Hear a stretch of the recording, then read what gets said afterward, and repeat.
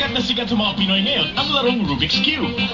At sa larangang ito, isang binatang taga Iligan City ang hindi magpapahuli. Siya si John Benedict Cañares. Start ako ng Rubik's nung 4th year high school ako.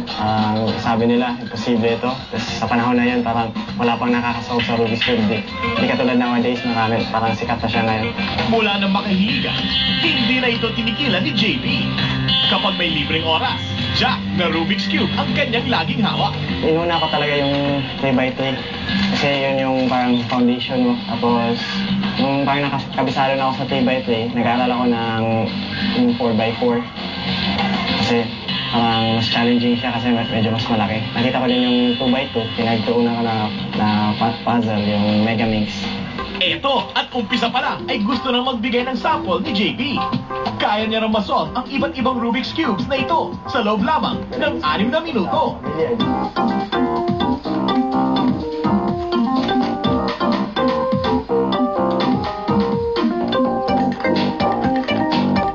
Wow! Mantarin mong natapos niya ang lahat ng ito sa bilis na 6 minutes and 81 milliseconds. Hanep! Kaya naman, hindi katakatakang marami-rami na rin siyang nahakot ng tropeo at medalya dahil sa husay niya sa pag-Rubik's. Ang pinakahuli dyan ay nang mag-champion siya sa Rubik's Cebu Open noong 2008, kung saan nakapagtala siya ng 10.68 seconds sa 3x3 single solve category. Nice! Wow!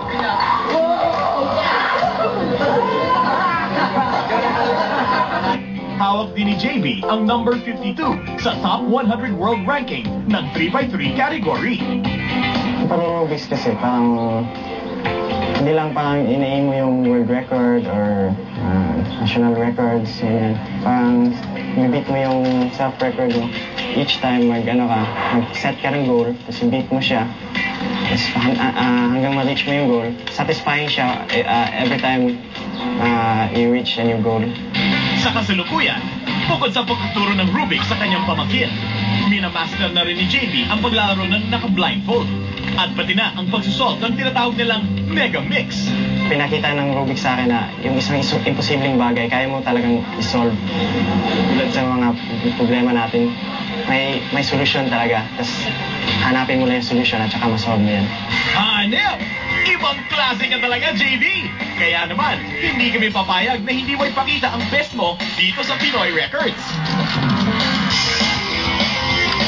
Astig! Sa loob ng 2.05 seconds, na-solve niya ang 2x2 puzzle na ito. Sa bilis na 11.84 seconds naman, walang kahirap-hirap na natapos niya itong 3x3 Rubik's gamit ang dalawang kamay. At sa huli, natapos ng 3x3 Rubik's Cube na ito gamit ang isang kamay sa loob ng 23.61 seconds. Walang kaduda-duda, isa kang tunay na bida dito sa Pinoy Records. This is JB Cañares, pasok ako sa Pinoy Records.